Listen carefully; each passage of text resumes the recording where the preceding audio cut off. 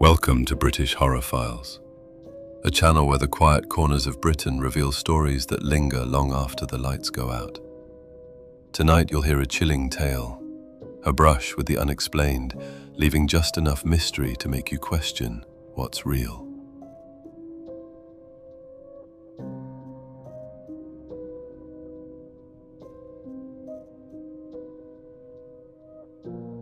A 9-year-old girl stood in court and helped send her own mother to the gallows. Not because she'd seen murder, not because she had proof, but because she said her family were witches. Weeks later, 10 people were hanged. Most were poor, some were elderly, one was nearly blind, and their crime was something far more dangerous than magic: being feared. This happened in 1612, on the slopes of Pendle Hill. And what happened there became one of the deadliest witch trials in English history. Because once fear takes hold in a frightened community, ordinary people can become monsters in the eyes of their neighbors. And on Pendle Hill, that fear turned into something far darker. To understand why the Pendle story still feels so disturbing, you have to start with the people at the center of it. These were not mysterious women living alone in deep forests. They were families, poor families, people already living on the edge. Early 17th century Lancashire was harsh. Villages were isolated. Food was scarce. Illness was common. Winter could be brutal. Most people lived one bad harvest away from disaster. And in a world like that, fear needed somewhere to go. If a child fell sick, if livestock died, if crops failed, if milk turned sour, people didn't look for germs or bad luck. They looked for blame. And in villages around Pendle, certain people already stood apart. The women later accused in the trials were known locally for herbal remedies, charms, begging, and what people called cunning practices. To some, that made them useful. To others, dangerous. Two rival families stood at the center of local suspicion: the Devices and the Chattoxes. Both were poor, both had reputations for folk magic, and both had years of bitterness between them. Old grudges, petty feuds, mutual resentment. That simmering tension was already there. It just needed a spark. That spark came in March 1612. A young woman named Alison Device was walking near Pendle when she came across a traveling peddler named John Law. She asked him for pins. He refused. Moments later, he collapsed. To modern ears, that could mean anything: a stroke, a seizure, a coincidence.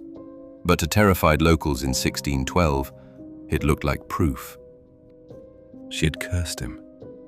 That moment changed everything. Because under questioning, Alison admitted she believed she had somehow caused it.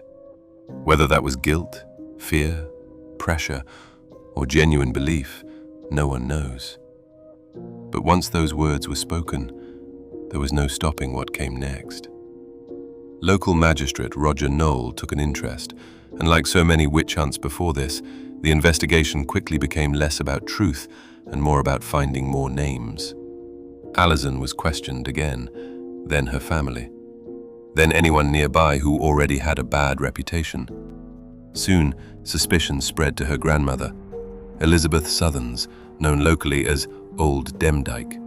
She was elderly, frail, nearly blind, and already feared by some neighbors. People said she could curse livestock, cause illness, bring bad luck. Under pressure, she made statements later treated like confessions. Whether she truly believed in witchcraft or simply said what frightened authorities wanted to hear, we'll never know. Then the accusations widened again. Old Chattox, Anne Whittle, was arrested too. So was her daughter, and suddenly, the whole area was infected with suspicion. Neighbors started looking backwards. A dead cow from years ago, a sudden fever, a ruined harvest. Everything now had a sinister explanation. But the most disturbing part of this story was still to come. Because while some of the accused were already in prison, members of the Device family gathered at Malkin Tower, their home. To them, it may simply have been a family meeting, a meal, a desperate attempt to work out what to do next. But to frightened authorities, it looked like something else. A witch's Sabbath, a secret gathering, a conspiracy. Word reached the magistrates. Panic deepened. More arrests followed. And then came the moment that makes this story so chilling, even now. A child was brought into court. Her name was Janet Device. She was just 9 years old. Think about that. 9. Too young to understand what was really happening, too young to grasp what her words would do. And yet in court, Janet was treated as a credible witness. She pointed at her own mother, her brother, her sister, and described them as witches.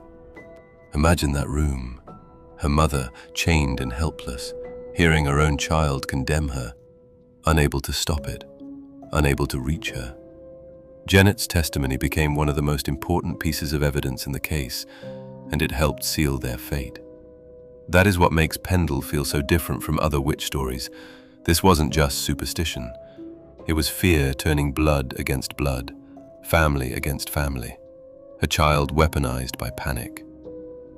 In August 1612, the accused were taken to Lancaster Castle for trial. The result was brutal. 10 people were found guilty, 10 were sentenced to death. And then came the final journey. They were led from the castle to Gallows Hill, a public execution, a crowd waiting. No modern appeals, no forensic evidence, no fair defense, just accusation, rumor, fear, and a legal system that wanted to make examples of the vulnerable. Among those hanged were Alison Device, old Chattocks, members of the Device family, people who may simply have been poor, difficult, or different. Old Demdike never even made it that far. She died in prison before the trial, cold, hungry, forgotten. Whatever the exact cause, she died waiting for a verdict she would never hear. And perhaps that is the darkest part of all, because there was never real proof. No spells, no curses, no demons. Only a frightened society, desperate for certainty. That's why the Pendle trials still matter, because beneath the folklore, this story isn't really about witches. It's about what people become when fear feels righteous, when suspicion feels like truth, when a lie repeated often enough becomes a death sentence. Today, people still walk the paths around Pendle Hill. Some come for the history, some for the legend, some because they say the hill still feels strange after dark. Maybe that's just the weight of the story. Or maybe places where fear once ran this deep never really let it go.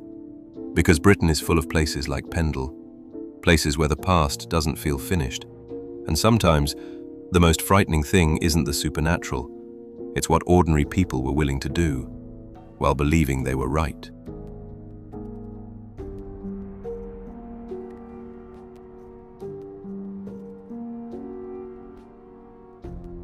If you enjoy true British horror stories like this one, subscribe to British Horror Files for more.